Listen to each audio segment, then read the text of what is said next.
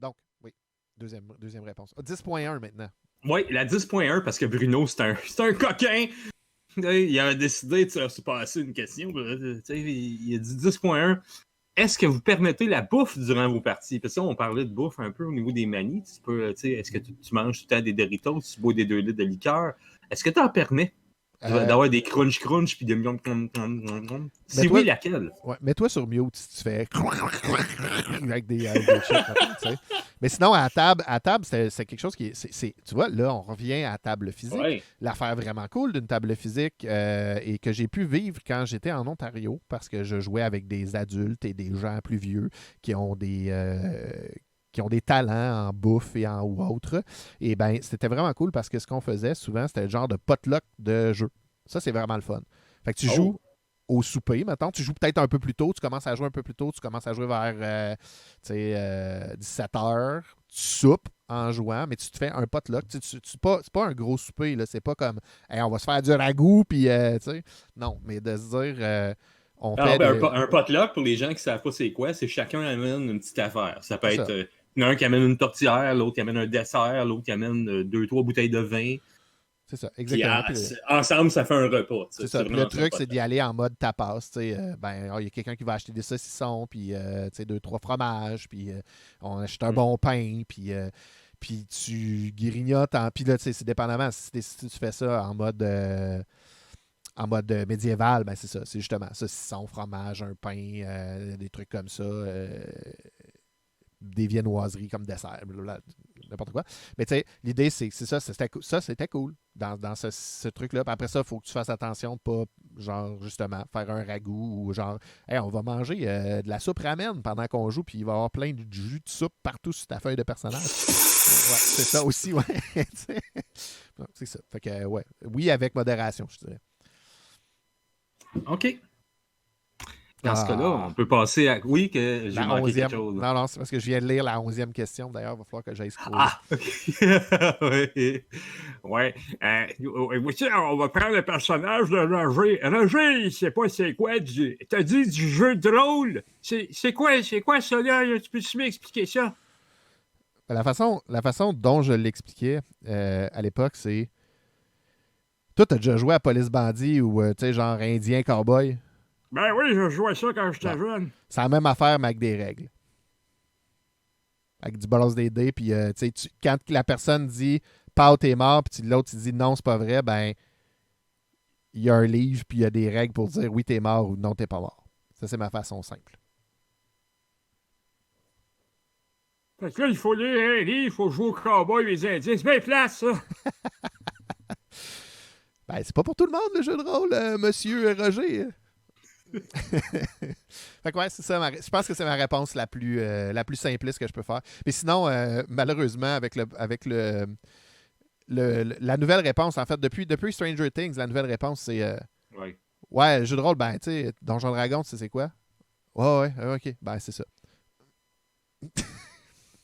Malheureusement, on est rendu là. C'est triste, au mais moins c'est maintenant, ça. Au moins maintenant, quand tu dis Donjon et Dragon, le monde sont là comme ah, oui, je connais ça. Oui, tu connais ça, oui. Je suis certain que tu connais ça ailleurs que Stranger Things. Certain. Ah, c'est sûr. Mais tu sais, c'est ça. Mais bon. Question numéro 12, à moins que tu voulais rajouter quelque chose. Non, c'est bon. Ça fait pas mal le tour. Ben, est-ce que t'es tanné, toi, des races de base, là, humains, elfes, nains, ou que ce soit oui ou non, c'est quoi les races que tu joues habituellement? Puis t'en as-tu déjà créé? Je vais répondre à l'envers. J'en ai déjà créé. J'en ai créé une race, entre autres, dans la partie de... oh merde, comment ça s'appelle? Smallborough, avec Christophe. Comment ça s'appelle? C'est quoi le titre de son... C'est pas Promenons-nous dans les bois, mais c'est dans l'univers de Milvaux. Oui, c'est ça. C'est que c'est ça, toute son fantasy dans l'univers de Milvaux qui va d'ailleurs recommencer bientôt sur la chaîne de Pilule Rouge. On va plugger Pilule Rouge, notre ami Christophe. Oui. D'ailleurs, Scope, on va avoir un nouveau jeu. On change de système. C'est ça. On avait utilisé Lamentation of the Flame Princess qui, en fait, c'était facile de créer une nouvelle race là-dedans parce que En gros, il n'y a comme pas vraiment de mécaniques qui sont très, très, très minimes, les mécaniques de race. Fait que dans le fond, on a reskiné une des classes, parce qu'en fait, les classes et les races, c'est la même chose. Ouais, comme dans la bonne vieille époque, le vrai jeu de rôle. Fait que j'avais reskiné le Hobbit, puis on avait créé une espèce de souricier, une espèce de race d'homme-souris.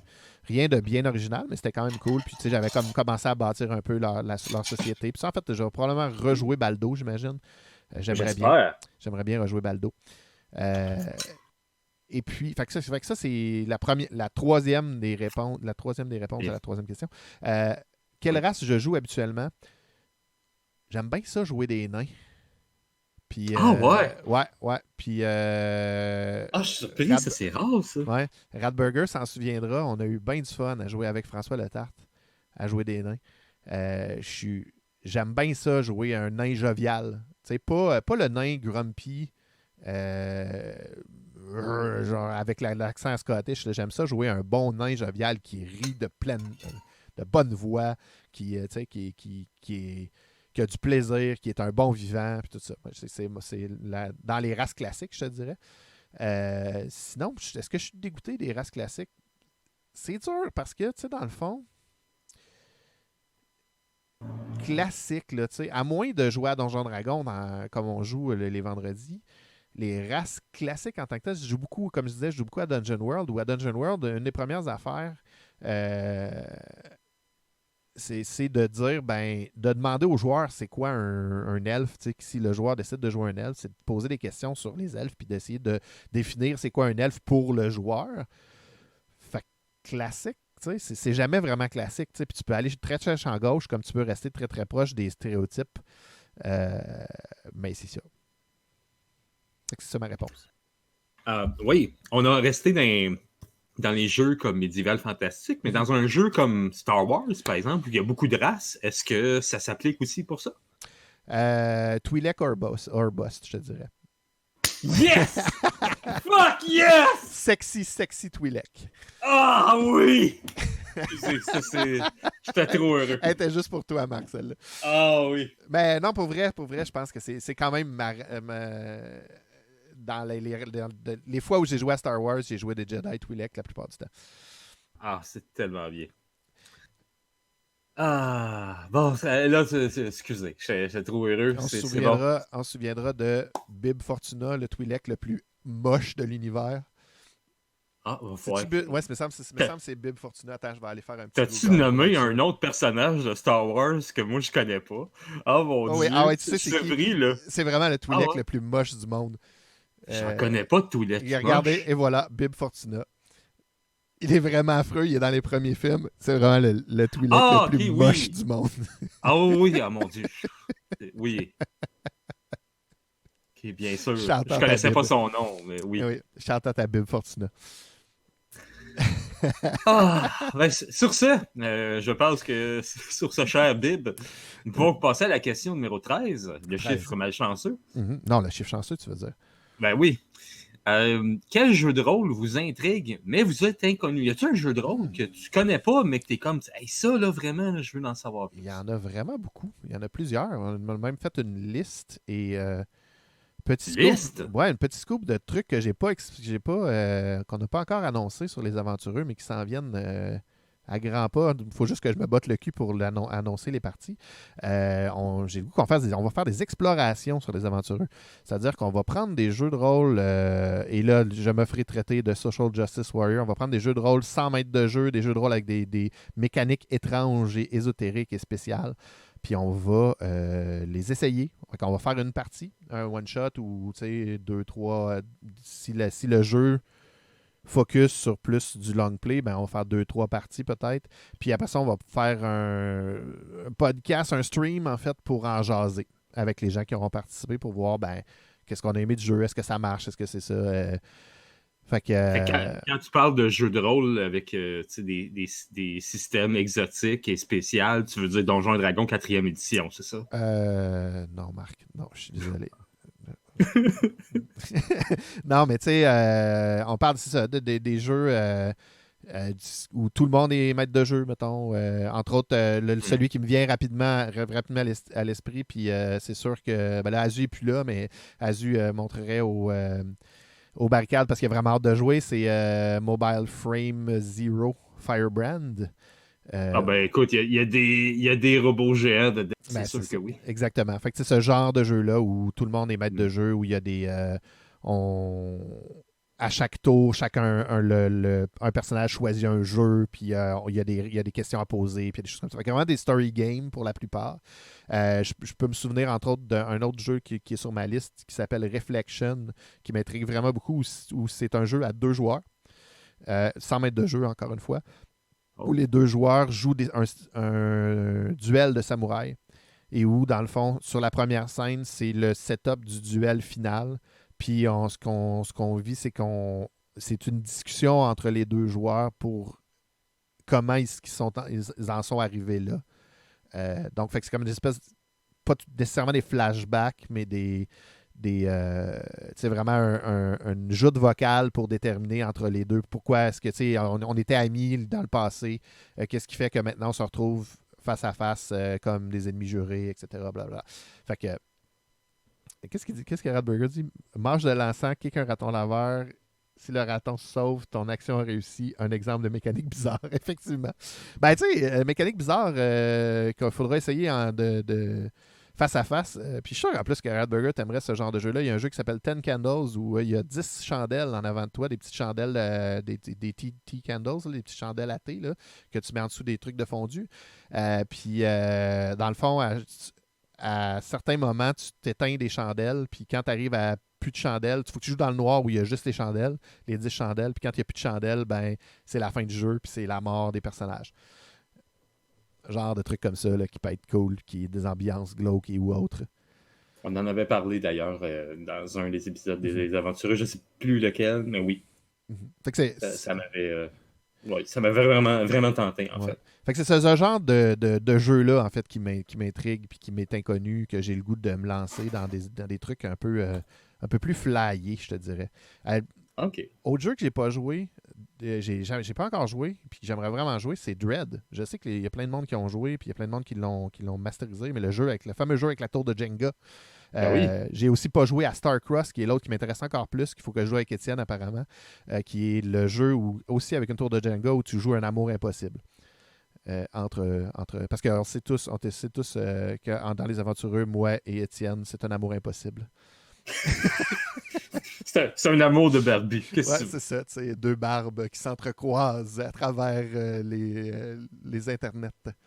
Ah, c'est merveilleusement romantique. On peut passer à la question numéro 14? Oui. As-tu des conseils pour un maître des jeux qui débute? Qui a du beat, mais qui débute? Joue à des jeux, lis le plus possible de jeux, je pense.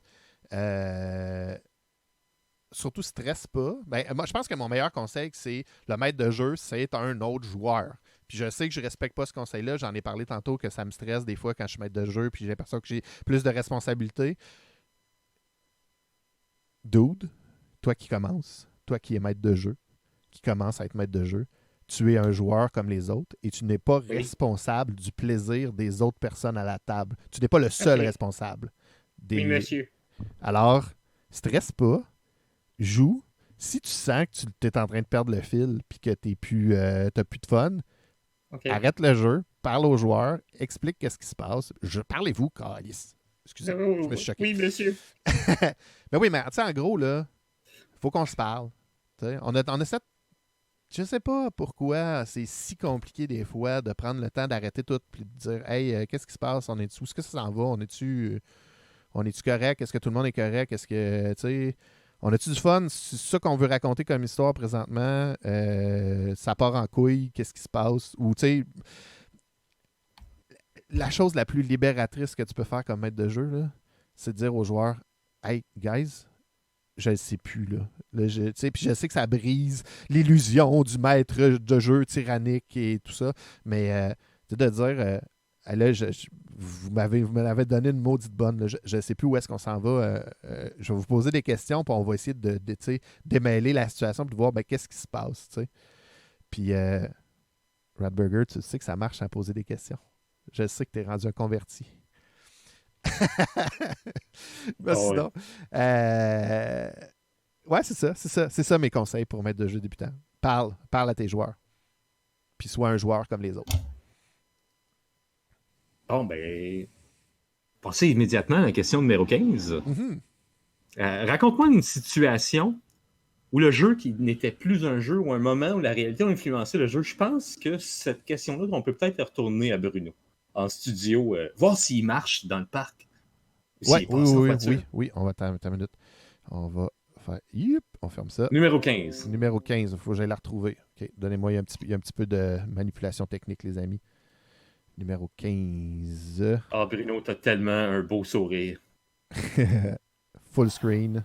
Oh, il est en char! Alors, bonjour, ici Bruno Tremblay pour le RPG A Week, numéro 13. On me voit-tu Un casque non, magnifique. 13, c'est pas le bon. Hein? C'est 15. On a dit 15. 15, bon, oui. Aujourd'hui, Excusez, problème technique. 15. Alors, bonjour, ici Bruno Tremblay pour le Ah, c'est 15. RPG A Week, T'avais 15. J'avais-tu 15? numéro 13. Oh, oui. On me voit-tu un peu? Ah, il dit 13, mais c'est le 15. OK. Alors donc, Il s'était trompé. aujourd'hui, tu sais, C'est pas compté. petite introduction. Il y en a certains joueurs ou maîtres de jeu que la ligne entre le jeu et la réalité est bien mince. Alors, tu sais, il y a certains joueurs qui prennent des vendettas personnelles contre les autres, contre d'autres joueurs qui apprécient pas, ou, tu sais, c'est leur grand ami. Fait que pourquoi mon personnage, il t'aimerait pas aussi? Tu sais, il peut avoir, tu sais, j'ai plein d'exemples avec ça, tu sais, dans Tom et ses chums. Vraiment? Faire en dire comme exemple? T'as tué mon bonhomme, ils sont dessus, vu qu'ils se mollent dessus. Oui.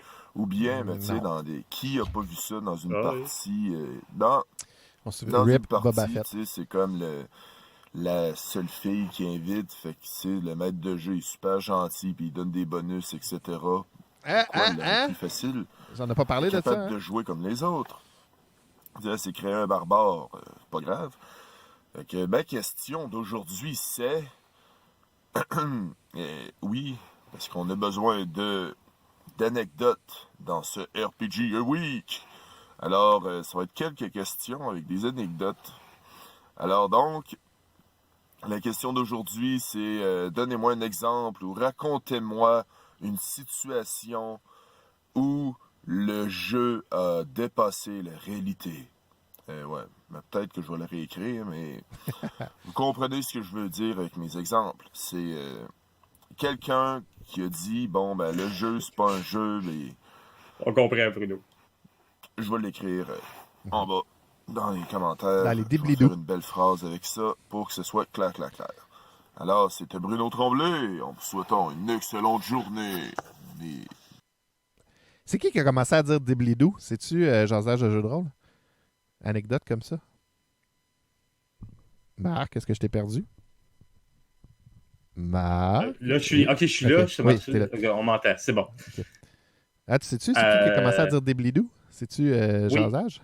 Ben, je sais que moi, je l'ai dit, mais ça utilisait cette expression-là, qu'il y a plusieurs YouTubers américains qui utilisaient ça. Ah, OK. C'est bon. Ouais, I will put the URL in the doobly-doo. Puis, ben, moi, seulement, j'utilisais. Je sais pas s'il y en avait d'autres YouTubers québécois qui l'utilisaient aussi. Là, ben là, c'est rendu la mode, là, tout le monde dit ça. Ah ouais, OK. Ben, je sais pas, moi, je trouvais que c'était un terme qui était le fun. C'est juste comme, comment est-ce que tu nommes ça, l'espèce d'espace qu'il y a en dessous du, tu sais, le doobly-doo, fucking cares. C'est le moins que les Américains le disent. Oui, là, c'est bon. C'est correct. Dans le doobly-doo. OK. Mais oui, à la question. Le jeu n'est plus un jeu. OK. J'ai plusieurs exemples de ça, mais j'essaie d'en trouver un qui est peut-être... qui est personnel, mais qui n'est pas trop personnel non plus. Puis qui ne va pas me faire de la peine. Ça existe de ne pas dire des noms. Hein. Mais tu sais quoi? Sérieux, j'ai parlé d'une expérience dernièrement, puis c'est même pas une expérience de jeu, c'est une expérience de création de jeu. Okay. C'est le créateur de jeux de rôle en moi qui a fait J'en ai parlé, je n'en ai pas parlé sur mon stream, mais j'en ai parlé sur les différents Discord, tout ça. Je travaille sur un hack de For the Queen, qui est comme la nouvelle coqueluche du jeu, qui est un jeu avec des cartes et tout ça, qui est le nouveau story game à la mode, où on parle d'un personnage qui n'est pas là, dans le fond, pendant qu'on joue. On répond à des questions par rapport à un personnage qui n'est pas là. Dans le jeu For the Queen, c'est la reine qu'on accompagne dans une mission super importante et on est tous de ces différents suivants, tout ça. Ces sujets, oui. Ouais, ces sujets. Dans mon jeu, c'est un jeu sur le deuil où la personne principale est morte. Puis on pose des questions, puis on se remémore de façon bittersweet, là, douce amère, cette personne-là. J'ai commencé à l'écrire, j'ai commencé à écrire des questions, j'ai commencé à écrire les premières cartes du jeu, puis j'ai dû arrêter. Parce que ça m'a ça m'a comme fait de la peine. Il était dur. C'est un jeu que j'ai pas le choix. Il va falloir que je l'écrive, il va falloir que je le finisse, il va falloir que je le publie ça va être thérapeutique d'une façon, ce jeu-là, mais il est super lourd à écrire, puis il est super difficile à écrire parce que ça va chercher. Parce que tu veux poser des questions qui vont faire comme c'est chiant, Stan, cette question-là. Ça va, tu vas me jouer, parce que l'idée, c'est ça, justement, c'est d'aller jouer un peu dans les petites émotions, de te dire, hey, c'est beau ce qu'on raconte, puis on parle de cette personne-là, puis on s'en souvient de façon, d'une belle façon. Puis, mais en même temps, ça va. Est-ce que tu as l'impression que ça va être comme catharsis? Je cherche le mot en français. J'espère que ça va être le cas. C'est ce que je cherche avec le design de ce jeu-là. Mais c'est ça, c'est jouer sur cette fine ligne-là, puis de me dire, ben, il faut que je va falloir que je le playteste, ce jeu-là. Puis, veux pas, c'est plate, mais la mort dans notre société, c'est quelque chose qui est tabou, c'est quelque chose qui amène son lot de... Tu sais, je pense que tout le monde a son lot de deuil dans la vie à différents niveaux. C'est quelque chose qu'on va tous vivre dans notre vie, des deuils, des gens autour de nous, tu sais. Mais c'est un sujet qui est lourd. C'est un sujet que les gens n'ont pas tout le temps de la facilité, tu sais. C'est pas quelque chose qu'on gère tout de façon super géniale. Et même moi, le premier, tu sais, je me rends compte que j'ai des bébites là, tu sais, là-dessus. Puis il y a des gens qui sont partis que ça me fait encore de la peine qu'ils soient partis, tu sais. Puis ça va jouer là-dedans. Fait que je te dirais que c'est peut-être là, puis c'est drôle parce que c'est une anecdote de créateur de jeu, d'écrivain de jeu et non une anecdote de jeu en tant que tel. J'en ai plein aussi des anecdotes de jeu et des anecdotes positives et des anecdotes négatives parce que oui, ça arrive des fois que le jeu, c'est plus un jeu puis qu'on pogne le on a du bleed, puis on a une situation, mais si on la gère bien, puis on prend le temps de s'en jaser, puis on prend le temps d'en parler, ben,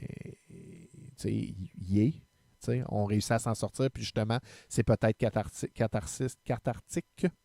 de se dire, ben... d'employer le bon mot. Ouais, de dire, ben, oui, regarde, on en a jasé, oui, ça m'a fait de la peine, cette situation-là, où ça m'a brassé j'ai un petit PTSD peut-être d'une situation du passé. C'est venu me donner un coup de batte d'en face, puis je m'attendais pas que ça allait là, mais on s'en est jasé, puis hey, c'est cool, tout le monde est, on a compris, on l'a tout compris, qu'est-ce qui s'était passé, puis au final, ça m'a brassé l'émotion, mais ça m'a fait du bien que ça m'ait brassé l'émotion. Moi, j'aime un peu ça, c'est l'exemple que je ressors toujours aussi d'une belle façon de ça. C'est la fameuse game de Poutine que j'ai comme... Elle était tellement géniale que j'ai comme plus le goût de jouer à Poutine, ou genre je me rends compte que je me retiens des fois de jouer au jeu Poutine parce que c'était tellement une bonne game, cette game-là qui était tellement émotionnelle, qui allait nous brasser toute la gang. On a fini la partie, tout le monde a les larmes aux yeux, puis on s'est fait une accolade, puis c'était comme... Hey, c'était-tu un beau moment qu'on a vécu, même si c'était super triste, puis c'était des moments de, des moments crève-cœur, des moments déchirants. Ça a été une belle façon. Oui, c'était plus un jeu à un moment donné parce que c'est venu frapper le cœur de papa, de papa Tyranneuil, puis tout ça, mais l'important, c'est ça, c'est d'être capable. On était capable, c'était tous des gens matures, puis c'était des gens qui se comprenaient, puis qui ont pris le temps de faire, hey, on va se faire une pause, puis on va s'en jaser, puis on va revenir, puis on va finir ça, Puis ça, c'est ma réponse. J'ai-tu dit n'importe quoi? Non, Ça fait longtemps que je c'était parle. excellent encore une fois, puis c'était un beau témoignage. Je te remercie beaucoup. Je suis certain que tout le monde qui l'a entendu sont très. Ils vont en ressortir avec probablement peut-être une opinion différente du bleed si jamais il y avait comme une opinion peut-être négative ou péjorative du mot, parce que c'est pas toujours mauvais le bleed. Non. C'est important qu'on se le rappelle d'ailleurs. Parce que Ouais. c'est souvent le démon des story games, le bleed. Ou le jeu émotif, malheureusement.